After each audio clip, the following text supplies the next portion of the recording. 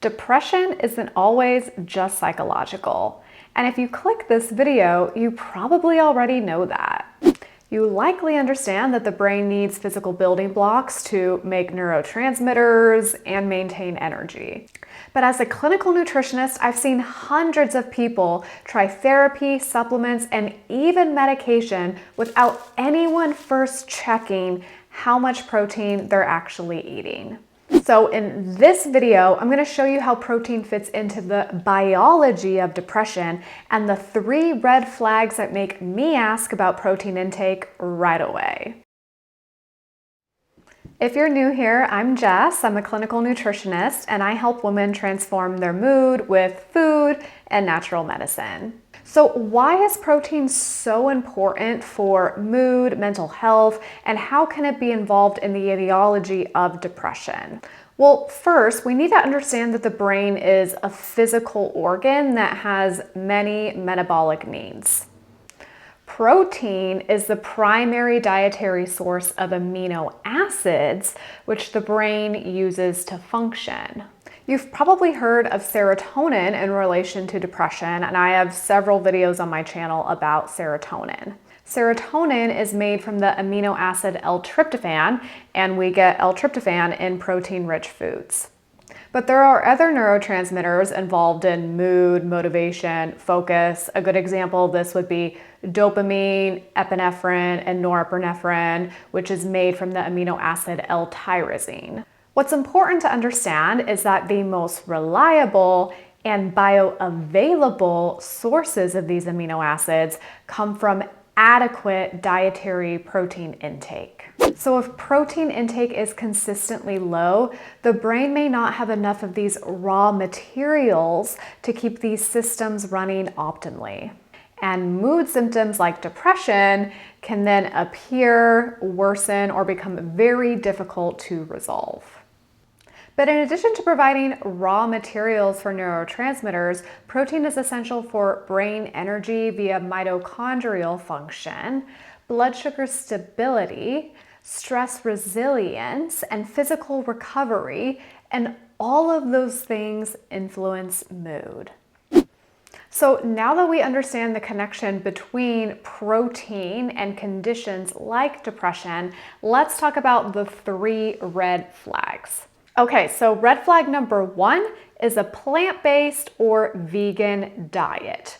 We're not going to get too much into the controversy of a vegan diet today. I'm going to have a separate video regarding that, but we just need to acknowledge that it's much harder to get adequate protein on these types of diets, okay? So many people on a plant-based or vegan diet unintentionally undereat protein.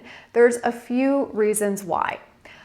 Plant proteins, first off, are generally less bioavailable than animal proteins. What does that mean? That means that if we have 30 grams of a steak or chicken or an animal protein, the digestibility of that is close to like 99%, okay? So we're getting all those grams of protein. For plant protein, sometimes the digestibility is in the 70s or 80s, which means that we're not actually getting as much of that protein. Another unfortunate reality is that people often have to eat way more of a food to get the same grams that, once again, aren't as bioavailable. So I have a chart that I give some of my patients that shows them as examples, like, hey, this is what 30 grams of protein looks like from all of these different foods. So it's like 4 to 6 ounces for most animal meats. And then when we get into the plant protein options, you'll see how you generally have to just eat a much higher quantity of these types of foods. So like you would have to eat 1.5 cups of lentils to get that 30 grams, if that makes sense. And that is a lot of lentils. I've worked with many vegetarians and vegans, and I often have to rely on things like protein powders and or amino acids to help them reach their optimal levels. But what's interesting is that if I do give a vegan an amino acid supplement, for example, it's really astounding how quickly they feel a difference in their energy and mood and just outlook on life from getting those amino acids. And just to further solidify this point, I want to give an example of a testimonial from a woman who went through my program, the Mood Balance Method, who came into it on a plant-based diet. And the reason why I want to give this example is because the only thing that she did was change her diet. So there are supplements as part of this program. There's many other aspects of the program. But she wrote, "I've noticed a great improvement in my mood since cutting down carbohydrates and eating more animal protein foods. In recent months, I haven't had any scary PMDD episodes. I feel more normal, more resilient. I feel more capable of dealing with problems. Sleep and nervousness have improved, particularly from poultry. I haven't tried any of the supplements. It's possible I'd feel better with them, but I don't believe in them in principle." Okay, so this is someone who just changed their diet, as well as aspects of red flag number 2, and saw significant improvements in their mood.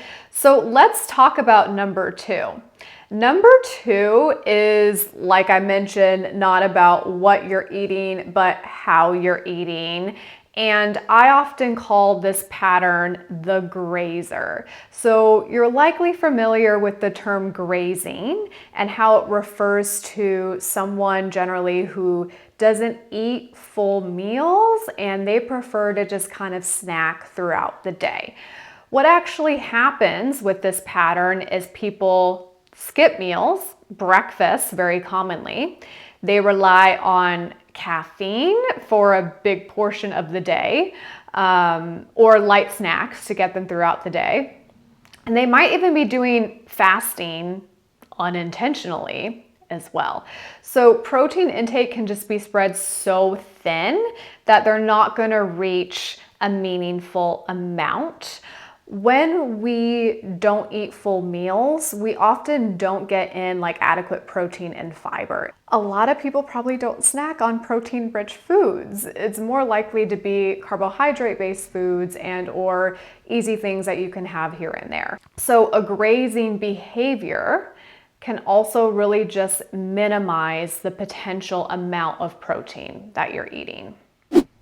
Okay, red flag number 3 are other physical symptoms that go along with the mood, and I refer to these as symptoms of physical depletion. Okay, so in addition to low mood, you may have persistent fatigue and low energy, brain fog or difficulty concentrating, low motivation, slow recovery from workouts. Like I mentioned earlier, we need protein for recovery, or daily stress. Other common physical patterns are hair thinning, muscle loss, or getting sick more often.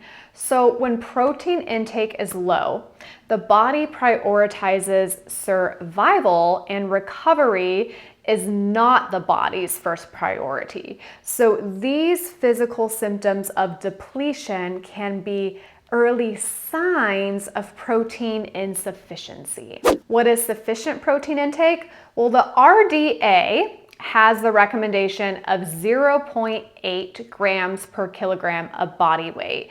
It's really important to understand that a lot of RDA recommendations are to prevent deficiency diseases, and they're not designed for optimal health, okay? So when we look at the research on protein intake and depression, a higher protein intake is generally associated with lower depression risk.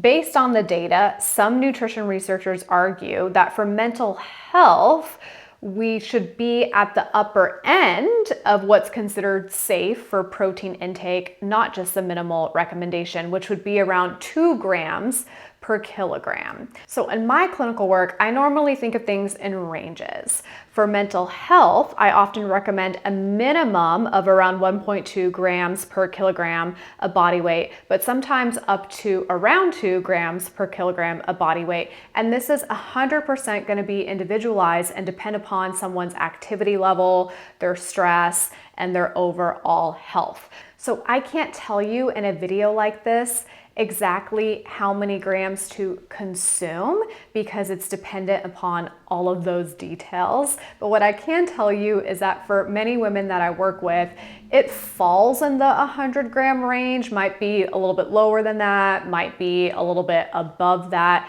and 100 grams is what I personally aim for on a daily basis.